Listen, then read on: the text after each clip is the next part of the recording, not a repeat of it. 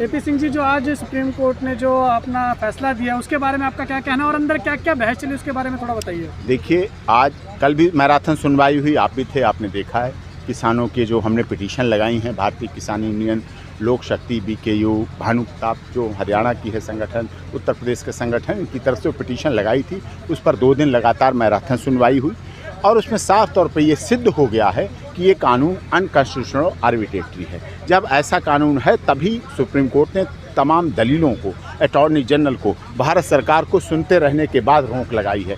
अब रोक लगा दी है तो आधी जीत तो किसानों की हो गई, ये विक्ट्री आधी हो गई है। अब इसको पूरी करना है, इसके लिए आंदोलन रोकने को नहीं कहा, आंदोलन स्थगित करने को नहीं कहा है। अब सरकार को आईना दिखा दिया गया है सुप्रीम कोर्ट ने कि कानून में गलती है, तो अब गलत है तो सरकार को कानून वापस लेना है। वापस लेने के लिए आंदोलन कर रहे हैं, आधी जीत हो गई। अब कोई सरकार ये नहीं कह सकती है किसने कहा हमारा कानून गलत है, हाँ सुप्रीम कोर्ट ने कहा हमारा कानून, तुम्हारा कानून गलत है। ये बात सिद्ध हो गई है। कुछ सवाल ये हुए कि मौतों की संख्या, जब हमने कहा 65 मौतें अब तक हो चुकी हैं, जब 65 मौतें अब तक हो चुकी हैं तो मौतों की संख्या धरना स्थल और प्रदर्शन से नहीं बढ़नी चाहिए। हम नहीं चाहते धरना स्थल प्रदर्शन पर मौतों की संख्या बढ़े। तो इसके लिए उन्होंने कहा क्या आप हमें श्योर करेंगे और हमारा मैसेज देंगे कि बुजुर्ग, महिलाएं और जो बीमार लोग हैं वो धरना स्थल पर ना आए। हमने कहा ठीक है, हम ये बात करेंगे, एश्योर करेंगे कोर्ट को कि धरना स्थल पर बुजुर्ग और बीमार नहीं है, उनका आशीर्वाद लेके आइए, अपने माता पिता का आशीर्वाद लेके युवक युवतियां आए, वो धरना स्थल पर शामिल हो और आंदोलन करें। ये अच्छा है, क्योंकि ये आंदोलन किसी जाति, क्षेत्र, भाषा, संप्रदाय का नहीं है। ये आंदोलन किसी पार्टी पॉलिटिक्स का नहीं है, कोई राजनीतिक दल इसमें शामिल नहीं है। हाँ, राजनीतिक दल विरोध कर रहे हैं इन कानूनों का, तो जो राजनीतिक दल विरोध कर रहे हैं उन्हें संसद में सदन बुलवाना चाहिए। उन्हें देश के महामहिम राष्ट्रपति से मिलकर, देश के प्रधानमंत्री से मिलकर, लोकसभा राज्यसभा के स्पीकर से मिलकर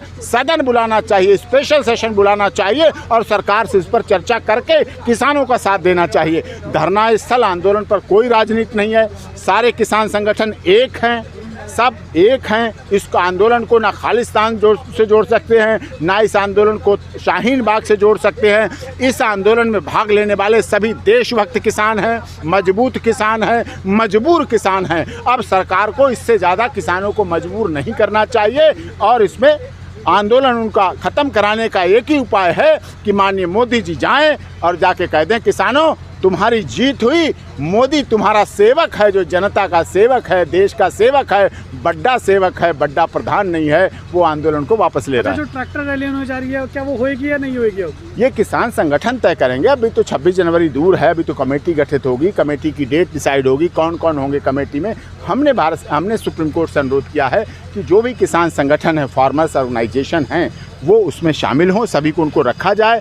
और कुछ नाम सुझाए हैं, honourable justice Markandey Katju, justice Kurian Joseph के नाम भी उसमें रखे जाएं, वो रहें उसमें कमेटी में, जिससे दूध का दूध, पानी का पानी हो सके। किसान संगठनों ने लेकिन मना कर दिया कि हम कमेटी के सामने पेश नहीं होंगे, फिर क्या करेंगे? कमेटी जाके उनसे मिलेगी, इसमें क्या बात है?